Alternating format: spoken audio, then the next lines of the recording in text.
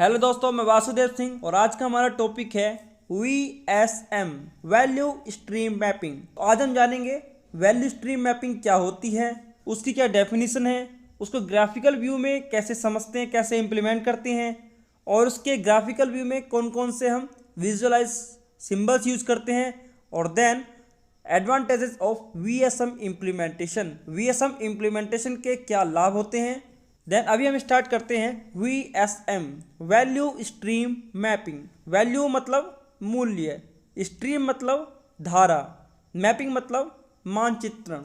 हमारा जो प्रोसेस है, जो सिस्टम है, उसके उसके एक कंप्लीट एक मैप की सहायता से हम समझेंगे कि उसके अंदर जो भी एक्टिविटीज़ हो रही हैं वो वैल्यू ऐड कर रही हैं या नहीं कर रही हैं। अगर कोई नन वैल्यू एडेड है, उसमें वैल्यू ऐड नहीं हो रही है, देन हम उनको एलिमिनेट करेंगे या फिर रिड्यूस करेंगे, कंप्लीटली ख़त्म करेंगे या फिर उसको कम करने की कोशिश करेंगे। डेफिनेशन के बारे में बात करें तो it is a special tool of a lean approach in which we identify the value VA और NVA with the stream through the mapping of a complete process। Last time मैंने लीन अप्रोच में बहुत सारे लीन टूल्स बताए थे। सो उन्हीं special tools में से, उन्हीं स्पेशल लीन टूल में से ये एक लीन टूल्स होता है जिसमें हम वैल्यू को आइडेंटिफाई करते हैं, वो वैल्यू एडेड है या फिर नन वैल्यू एडेड है, VA और NVA। किसकी सहायता से करेंगे ये? With the help of mapping. Mapping की सहायता से जब हम अपने नन वैल्यू एडेड एक्टिविटी को हम समझ जाएंगे, देन उसके बाद हम उसको रिमूव करेंगे या फिर रिड्यूस करेंगे, उसको जड़ से हटा देंगे, एलिमिनेट कर देंगे, नहीं तो फिर क्या करेंगे, उसको रिड्यूस करने की कोशिश करेंगे, घटाने की कोशिश करेंगे। देन अब हम समझते हैं वैल्यू। वैल्यू को दो कैटेगरी में डिवाइड किया गया है, VA और NVA, वैल्यू एडेड और नन वैल्यू एडेड। अब VA जो होती हैं वैल्यू एडेड एक्टिविटी, ये वो एक्टिविटीज़ होती हैं जिसके लिए कस्टमर इज़ विलिंग टू पे, कस्टमर पे कर रहा है और हमारे प्रोसेस में भी ज़रूरी है। ठीक है, हमारे प्रोसेस में भी ज़रूरी है और उसके लिए कस्टमर पे कर रहा है, दैट इज़ वैल्यू एडेड। और नन वैल्यू एडेड कौन सी होती है? NVA, वो एक्टिविटी जिसके लिए customer is not willing to pay for that, customer उसके लिए पे बिल्कुल नहीं कर रहा है, उसके लिए बिल्कुल भी पे नहीं कर रहा है, वो एक्टिविटी कहलाती हैं NVA, नन वैल्यू एडेड। अब अगेन NVA एक्टिविटीज जो होती हैं उसको दो कैटेगरी में डिवाइड किया गया है, again NNVA and UNNVA। NNVA full form होती है necessary non value added. Necessary non value added activity वो एक्टिविटी होती है जिसके लिए कस्टमर तो पे नहीं कर रहा, लेकिन हमारे प्रोसेस के लिए वो ज़रूरी है, हमारे प्रोडक्ट सेफ्टी के लिए, हमारी ऑर्गेनाइजेशन सेफ्टी के लिए, हमारी ऑर्गेनाइजेशन रेपुटेशन के लिए वो एक्टिविटी ज़रूरी है, लेकिन उसके लिए कस्टमर कुछ पे नहीं कर रहा है, वो कहलाएगी necessary non value added activity. Then second है UNNVA, unnecessary non value added, वो एक्टिविटी जिसके लिए कस्टमर भी पे नहीं कर रहा है, साथ में वो हमारे प्रोसेस को, हमारे प्रोडक्ट को, हमारे ऑर्गेनाइजेशन रेपुटेशन को, हमारी ऑर्गेनाइजेशन को भी कोई बेनिफिट नहीं दे रही है, कोई सपोर्ट नहीं कर रही है। That's mean that is UNNVA, unnecessary non value added activity. So जो basic purpose the implementation of VSM होता है वो यही होता है, to identify the UNNVA unnecessary non value added activity and then उसको फाइंड आउट करने के बाद उसको एलिमिनेट करते हैं, अदरवाइज रिड्यूस करते हैं। देन अब हम समझते हैं एक ग्राफिकल व्यू में। ये एक स्टैंडर्ड एग्जांपल है जिसको आप नॉर्मली भी डाउनलोड कर सकते हो इंटरनेट से। तो इसमें तीन फ्लोज होते हैं, 3 फ्लोज होते हैं, इंफॉर्मेशन फ्लो, मटेरियल फ्लो और लीड टाइम लेटर, इसको हम टाइम फ्लो भी बोलते हैं। इसमें जो इन्फॉर्मेशन फ्लो होती है, सो इन्फॉर्मेशन फ्लो में आप देख सकते हो कस्टमर से प्रोडक्शन कंट्रोल को रिक्वायरमेंट आई, देन वहाँ से उसने सप्लायर को रिक्वायरमेंट भेजी, तो ये क्या है, एक जस्ट इन्फॉर्मेशन फ्लो है।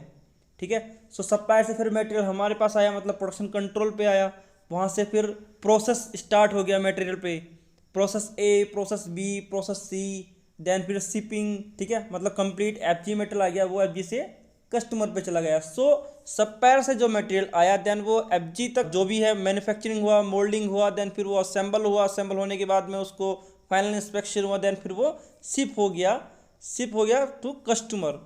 सो ये शिफ्ट होने तक, हमारा जो सप्लायर से मटेरियल चला, देन कस्टमर तक सप्लाई होने तक, ये क्या हुआ, मटेरियल फ्लो।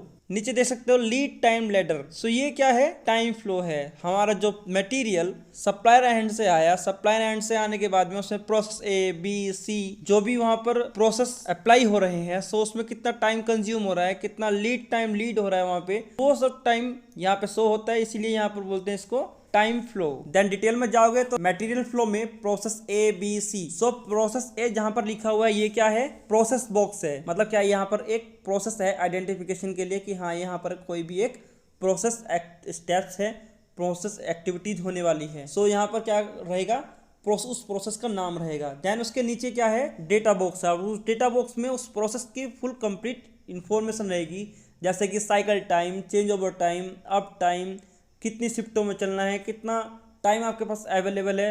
सो और भी मतलब बहुत सारी जो भी मतलब वहाँ पर इंफॉर्मेशन आप प्रोवाइड कराना चाहते हो, देन आप वहाँ पर इंफॉर्मेशन लिख सकते हो। सो ये क्या था, जस्ट एक नॉर्मली एक ओवरव्यू है कि कैसे कैसे उसको ड्रॉ करते हैं। अब नॉर्मली आपको समझना क्या है, जैसे कस्टमर से इंफॉर्मेशन आई, इंफॉर्मेशन फ्लो में कस्टमर से इंफॉर्मेशन आई कि हमें मतलब इतना मटेरियल चाहिए, मतलब क्या है, ऑर्डर। अब ऑर्डर प्रोडक्शन कंट्रोल के पास आया, प्रोडक्शन कंट्रोल ने फिर प्लानिंग की कि हमें सप्लायर से कितना मटेरियल लेना, सप्लायर से मटेरियल आ गया। सो यहाँ तक हो गया इन्फॉर्मेशन फ्लो। लेकिन यहाँ के बाद अब जैसे ही सप्लायर से मटेरियल आया, प्रोसेस ए स्टार्ट हो गया। वो क्या है, आपके एंड पर है। आपने क्या है, अब वहाँ से प्रोसेस अपने जो आपके इन हाउस स्टेप्स हैं, आपकी जो इन हाउस एक्टिविटीज़ है वो स्टार्ट करनी है।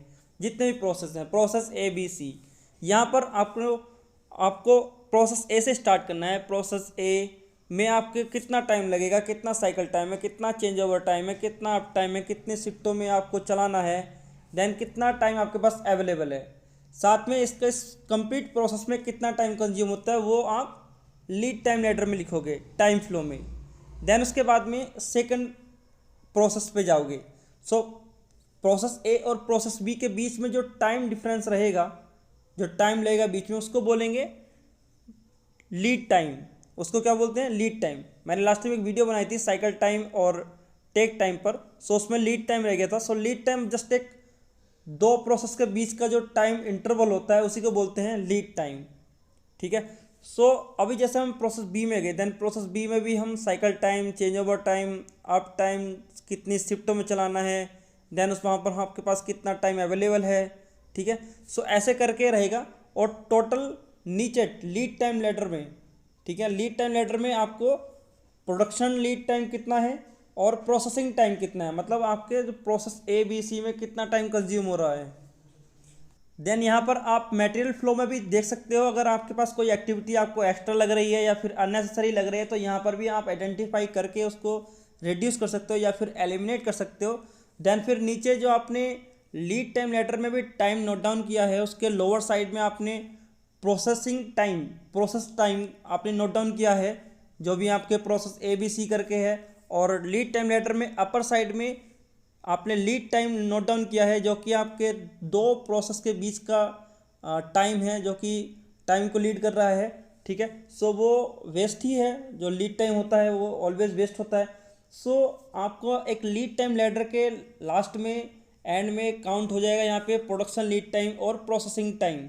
साथ में ही जब हम अपने प्रोसेस को, अपने सिस्टम को ग्राफिकल व्यू में मैप करते हैं, ड्रॉ करते हैं, देन उस टाइम पर हमें कुछ ग्राफिकल सिंबल्स की ज़रूरत होती है। बहुत सारे सिंबल्स होते हैं, सो जो कि आप इंटरनेट से डाउनलोड करके देख सकते हो।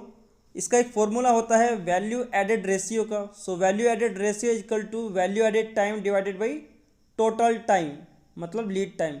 सो वैल्यू एडेड टाइम मतलब क्या है, यहाँ पर प्रोसेसिंग टाइम है जो कि वैल्यू एडेड है, डिवाइडेड बाई है टोटल टाइम, मतलब टोटल लीड टाइम। देन अगर हम एडवांटेजेस की बात करें, advantages of the value stream mapping implementation, the first point है रिड्यूस द वेस्टेज। सो जब हम वीएसएम को इम्प्लीमेंट करेंगे, उसमें हम नॉन वैल्यू एडेड एक्टिविटीज़ जो भी हैं उसको फाइंड आउट करके हम उसको रिड्यूस करेंगे या फिर रिमूव करेंगे। सो उससे क्या होगा, हमारे जो प्रोसेस के जो भी टाइम वेस्टेज है या फिर मटेरियल वेस्टेज है उस पर वर्क करेंगे, उसको रिड्यूस करेंगे। तो उससे क्या है, हमारा प्रोसेस का वेस्ट कम होगा और टाइम वेस्ट कम होगा। The second point is reduce the lead time. Overall हम यहाँ पर अपने लीड टाइम भी देख रहे हैं। मेक इफिशिएंट प्रोसेस, आपके प्रोसेस का जब वेस्टेज कम होगा, लीड टाइम रिड्यूस होगा, तो उससे क्या होगा, आपका प्रोसेस इफ़िशियंट बनेगा, प्रोसेस की इफ़िशियंसी बढ़ेगी। Then increase the productivity, lead time कम होगा, वेस्टेज कम होगा और प्रोसेस इफ़िशियंट होगा तो उसकी प्रोडक्टिविटी भी हाई होगी, प्रोडक्टिविटी भी इंक्रीज होगी। So this is the advantages of implementation of VSM। सो दोस्तों, आज की वीडियो में हमने जाना वैल्यू स्ट्रीम मैपिंग क्या होती है और वैल्यू स्ट्रीम मैपिंग को हम ग्राफिकल व्यू में कैसे ड्रॉ कर सकते हैं और कैसे समझते हैं। साथ में उसमें वैल्यू को कैसे कैटेगराइज किया जाता है फॉर एक्टिविटीज़, जो भी हमारे प्रोसेस की एक्टिविटीज़ होती हैं, सो उसमें कैसे समझे कि वो वैल्यू ऐड कर रही है या नहीं कर रही है। साथ में हमने जाना वैल्यू एडेड रेशियो और advantages of value stream mapping implementation. Thanks a lot to watch this video.